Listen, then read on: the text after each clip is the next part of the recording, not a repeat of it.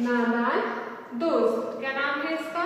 नादान दोस्त। इस पाठ में एक केशव और एक श्यामा के बारे में बात की गई है। जो दोनों भाई बहन हैं वो क्या करते रहते थे? उन्हें चिड़िया के अंडे देखने का बहुत शौक था।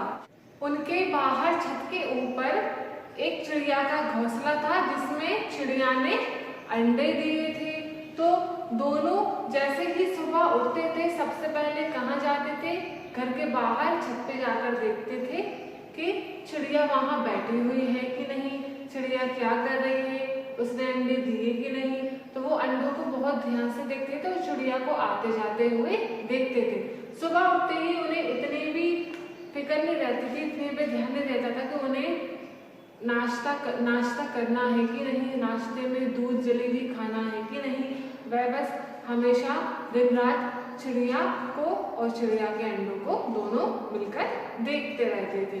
उनको चिड़िया के अंडे देखकर मन में बहुत सवाल उठते थे कि चिड़िया के कितने अंडे हैं, उसमें से बच्चे बाहर निकलेंगे कि नहीं, बच्चे जैसे बाहर निकलेंगे कि उड़ने लगेंगे कि नहीं।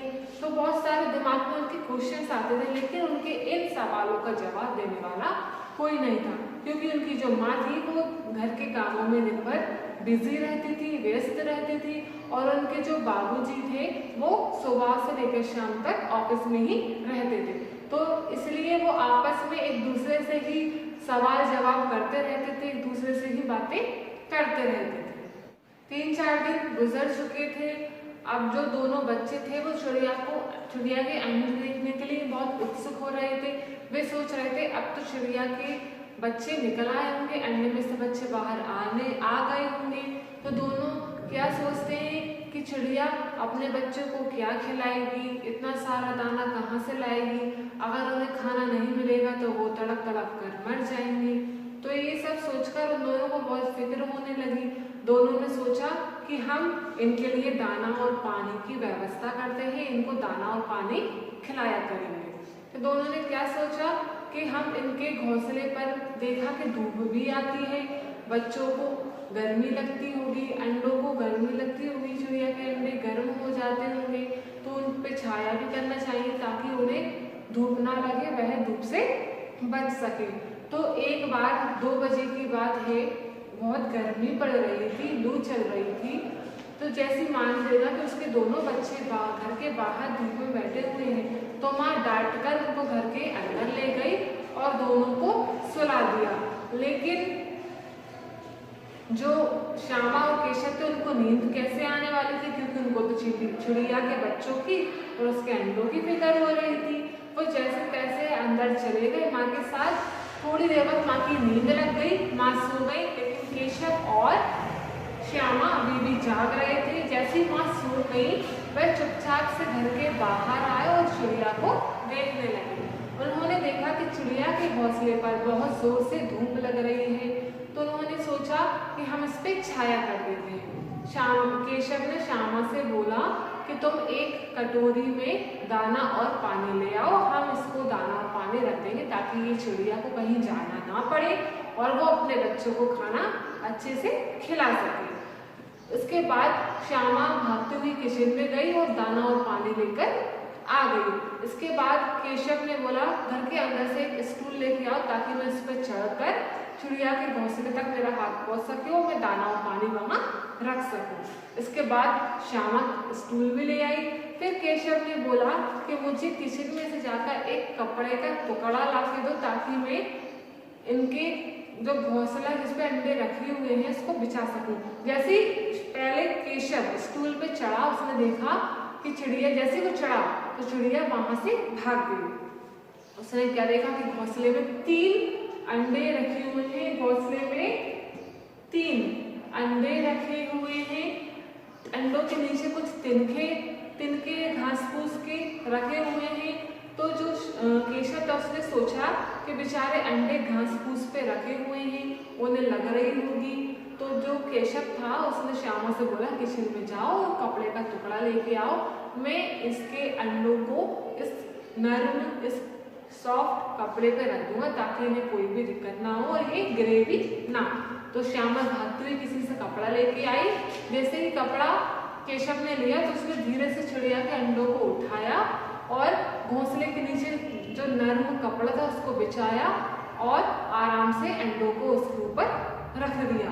उसके बाद श्यामा ने जिद की कि केशव भैया मुझे भी अंडे देखना है, मुझे भी अंडे दिखाओ, चिड़िया के अंडे कितने बड़े हैं, कैसे हैं, मैं भी देखना चाहती हूँ। लेकिन केशव ने उसको मना कर दिया, अगर चिड़िया के अंडे गिर गए तो वो टूट जाएंगे, जिसमें से बच्चे बाहर नहीं आ पाएंगे। इस तरह केशव ने श्यामा को अंडे देखने से रोका और उसने दाना और पानी भी वहीं पर रख दिया।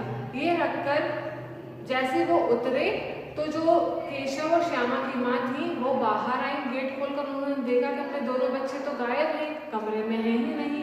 वे बाहर आई और चिल्लाई, श्यामा और केशव तुम इतनी धूप में बाहर क्या कर रहे हो? मैंने तुमसे मना किया था कि इतनी धूप में बाहर ना आना, तो तुम क्यों आए? तो जो श्यामा और केशव थे वो चुपचाप रहकर अपनी माँ की बात सुनते रहे और धीरे से अपने घर के अंदर आकर सो गए। जैसे ही श्यामा और केशव की नींद लगी तो उसकी माँ भी उनके साथ सो गई। करेक्ट 4 बज रहे थे, अचानक से केशव की नींद खुली। उसने श्यामा को भी उठाया कि चलो चलो हम चिड़िया के अंडों को देखते हैं कि उसमें से बच्चे बाहर आए कि नहीं। जैसे ही श्यामा और केशव बाहर गए चिड़िया के अंडों को देखने के लिए, उन्होंने क्या देखा?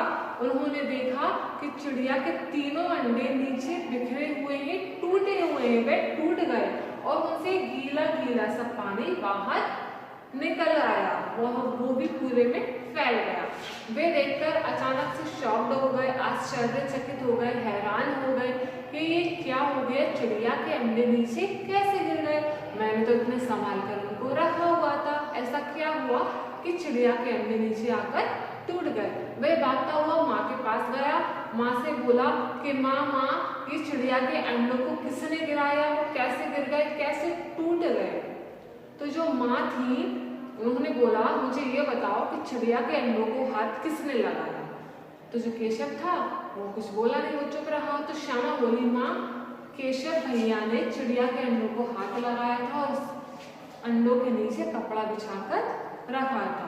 तो यही सुनकर माँ बोली, तुमने नादानी में ये क्या कर डाला? अगर चिड़िया के अंडों को कोई भी एक बार छू लेता है तो वो खराब हो जाते हैं, जिसे चिड़िया फेंक देती है, उसका इस्तेमाल नहीं करती, वो उसे तोड़ देती है, जिससे वो टूट जा फेंक देती है। ये सुनकर जो केशव था वो एकदम से हैरान हो गया। उसने एकदम रोने जैसी शक्ल बना ली, क्योंकि उसे दुख हुआ कि मेरी वजह से चिड़िया के अंडे टूट गए, चिड़िया ने अंडों को फेंक दिया। कई दिनों तक उसको अफसोस रहा कि मेरे कारण ये क्या हो गया, मैंने नादानी में चिड़िया के अंडों को कपड़े के नीचे रखा, जिससे चिड़िया ने उस अंडों को फेंक दिया, मेरी वजह से अंडे टूट गए। क्योंकि जो केशव और श्यामा थे वो चिड़िया के अंडों में जब बच्चे निकलते तो उनको पालना चाहते थे, उनका दोस्त बनना चाहते थे। तो वो सोचता है कि मैंने नादानी में अपने दोस्त के साथ ये क्या कर डाला। उसे कई दिनों तक इस बात का अफसोस रहा। इसके बाद वो जो चिड़िया थी वह उस घोंसले पर कभी भी ना आई। केशव और श्यामा ने उसके बाद उस चिड़िया को उसके घोंसले में आते जाते हुए कभी भी नहीं देखा। तो इस तरह ये हमारी कहानी भी खत्म होती है। इस कहानी का नाम नादान दोस्त क्यों रखा गया है, आप लोगों को समझ में आ गया होगा पूरी स्टोरी को समझकर सुनकर। तो चलिए आज की वीडियो हम यहीं खत्म करते हैं। नेक्स्ट वीडियो में हम इसके एक्सरसाइज की तरफ आगे बढ़ेंगे और उसे सॉल्व करेंगे।